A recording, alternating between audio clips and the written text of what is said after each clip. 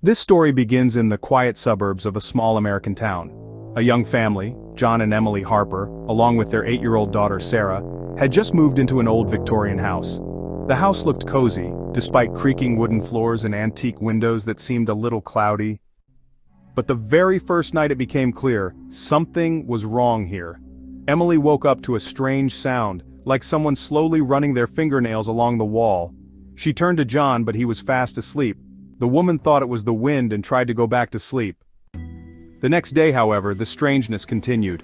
Sarah, playing in her room, suddenly came running downstairs, absolutely pale. "Mommy, who is that girl at the window?" she asked in a trembling voice.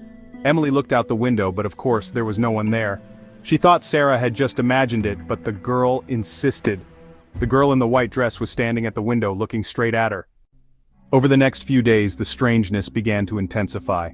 At night, footsteps could be heard in the house, although all the family members were in their rooms. Lights began to flicker, and the antique clock, which had not worked before, suddenly began to chime midnight, even when wound up for a different time.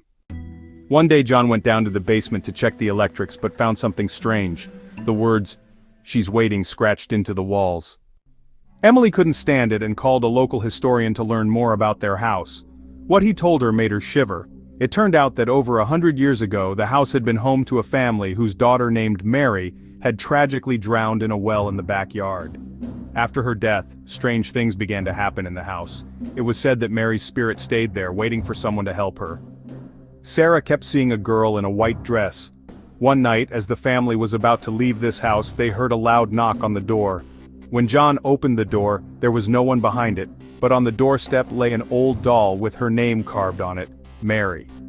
At that moment, the lights in the house went out, and a terrible, prolonged moaning sounded downstairs. The family did not stay a moment longer. They left the house, leaving all their belongings behind, and never went back there again. But sometimes, as she drives by, Emily seems to catch a glimpse of a figure in a white dress behind the muddy windows of the house, as if someone is still waiting. This house is still empty, and the locals whisper that Mary has never found peace.